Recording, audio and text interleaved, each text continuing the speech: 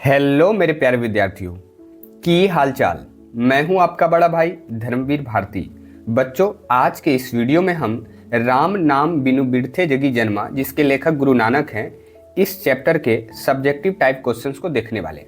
मैं आप लोगों को बता दूं कि इस चैप्टर का मैंने पाठ पढ़ा रखा है, फिर उसका ऑब्जेक्टिव क्वेश्चंस भी मैंने करा रखा है, और ये इस पार्ट का लास्ट वीडियो है जिसमें हम लोग सब्जेक्टिव क्वेश्चंस को देखेंगे और यहाँ से फिर ये चैप्टर हमारा पूरा कंप्लीट हो जाएगा। वैसे मैंने प्लेलिस्ट बना रखा है, आप चाहे तो वहाँ भी जाकर के प्लेलिस्ट में जाकर के आप चीज़ों को सीक्वेंस में देख सकते हैं। तो चलिए अब बिना देर किए इस क्लास को शुरू करते हैं। पता होगा आप लोगों को कि आपके हिंदी में सब्जेक्टिव टाइप के क्वेश्चंस दो तरह के पूछे जाते हैं। एक आपका लघु उत्तरीय प्रश्न होते हैं जो 2 अंकों के होते हैं, और एक आपका दीर्घ उत्तरीय प्रश्न होते हैं जो आपके 5 अंकों के पूछे जाते हैं। तो ये छोटी सी जानकारी है जो आपको शायद मालूम होगा, क्योंकि मैं हर वीडियो में ये बातें जरूर बताता हूँ, और वैसे भी आप बहुत तेज बच्चे हैं, आपको पहले से भी ये चीज़ें मालूम होंगी।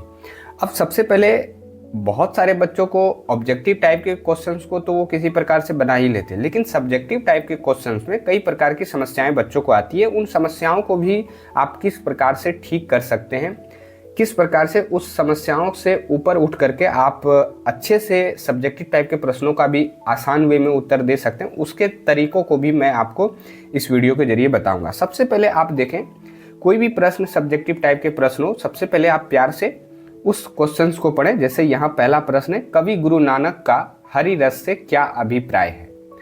तो जैसा कि आपने पाठ पढ़ा होगा, तो कवि गुरु नानक कहते हैं कि हरि रस से उनका क्या अभिप्राय है। तो सबसे पहले आपको क्या करना है कि क्वेश्चंस के हिसाब से ही आपको उत्तर देने की कोशिश करना है। जैसे मैंने क्या किया है कि शुरू में कवि गुरु नानक का, इस तरह से मैंने इस प्रश्न के उत्तर की शुरुआत की है। जैसा कि आप देख सकते हैं कि कवि गुरु नानक के अनुसार हरि रस का अभिप्राय, देखिए यहाँ तक मैंने चीज़ों को लिया, राम नाम लेने से मिलने वाले आनंद और शांति से है। जो व्यक्ति राम नाम में मन लगाता है उसे सच्चे सुख और शांति एवं संतोष मिलता है, यही आनंद हरि रस कहलाता है। तो आप समझ पा रहे कि किस प्रकार से इस तरह के प्रश्नों को आपको उत्तर देना है, और बड़े ही आसानी से आप इस तरह के प्रश्नों का उत्तर दे सकते हैं और 2 नंबर जो है वो प्राप्त कर सकते हैं। अब चलिए नेक्स्ट प्रश्न हमारा है कि गुरु की कृपा से किस युक्ति की पहचान हो पाती है। तो कवि गुरु नानक के अनुसार गुरु की कृपा से मनुष्य को राम नाम प्राप्त करने की युक्ति की पहचान होती है। गुरु ही मनुष्य को सही मार्ग बताते हैं, जिससे वह सच्चे ज्ञान को समझकर जीवन में मुक्ति की ओर आगे जो है वो बढ़ सकता है। यहाँ थोड़ा सा हमारे टाइपिंग महोदय के द्वारा आगे जो है वो छूट गया, आगे बढ़ सकता है। इस तरह से उत्तर जो है हमारा कंप्लीट होगा। तो शायद आप समझ पा रहे होंगे कि किस प्रकार से आपको प्रश्नों का उत्तर जो है वो देना होता है। अब नेक्स्ट प्रश्न हमारा है कि कवि गुरु नानक किसके बिना जगत में जन्म व्यर्थ मानता है। तो कवि, यहाँ कवि होगा, कवि गुरु नानक के अनुसार राम नाम के बिना मनुष्य का यह जन्म व्यर्थ है। यानी कि कवि गुरु नानक के अनुसार राम नाम के बिना मनुष्य का यह जन्म व्यर्थ है, यानी कि बेकार है। यदि मनुष्य राम नाम नहीं लेता और भक्ति नहीं करता तो उसका जीवन संसार में व्यर्थ चला जाता है। ऐसा गुरु नानक जो है वो कहते हैं। जैसा कि आपने कविता पढ़ा होगा तो आप ये समझ पा रहे होंगे। नेक्स्ट प्रश्न हमारा है कि वाणी कब विष के समान हो जाती है।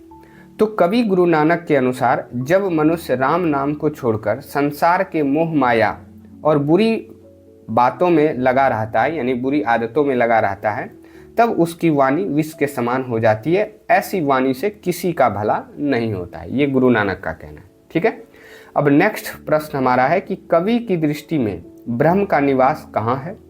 तो कवि गुरु नानक की दृष्टि में ब्रह्म का निवास हर जगह और हर जीव के भीतर है। ठीक है, ये कवि गुरु नानक का कहना है। अब नेक्स्ट प्रश्न हमारा है कि मुक्ति के लिए आवश्यक माना गया है। यहाँ थोड़ा सा हमारे टाइपिंग महोदय के द्वारा थोड़ा गलती की गई है, जिसको मैंने सुधार कर दिया है। तो कवि गुरु नानक के अनुसार मुक्ति के लिए गुरु की कृपा आवश्यक मानी गई है।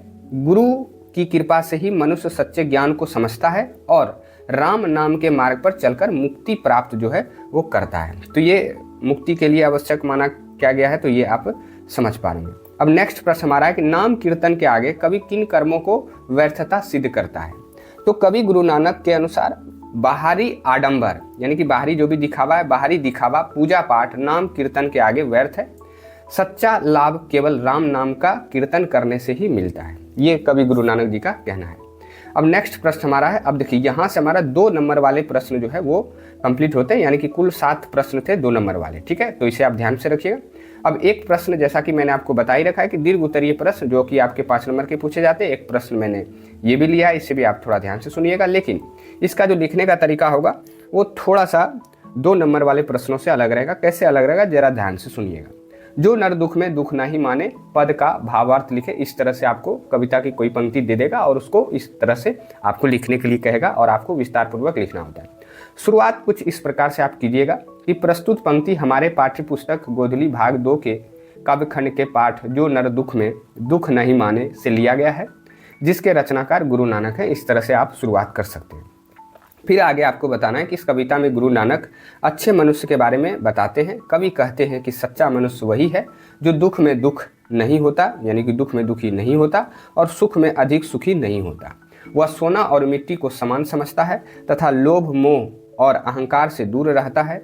ऐसे व्यक्ति के मन में किसी के प्रति द्वेष नहीं होता और वह हर परिस्थितियों में शांत और संतुलित रहता है। गुरु नानक के अनुसार जो व्यक्ति इन गुणों को अपनाता है वही सच्चे ज्ञान को प्राप्त करता है और उसका जीवन सफल हो जाता है। तो इस तरह से भी आप जो है चीज़ों को लिख सकते हैं। और यहाँ मैंने 5 नंबर वाले प्रश्न को एक ही लिया है, क्योंकि ये ज़्यादा आपको ध्यान नहीं देना, बस ये आपको मैंने इसलिए बताया कि आप थोड़ा तरीका समझ पाएंगे 5 नंबर वाले प्रश्न किस प्रकार से पूछे जाते हैं और उसको किस प्रकार से लिखना होता है।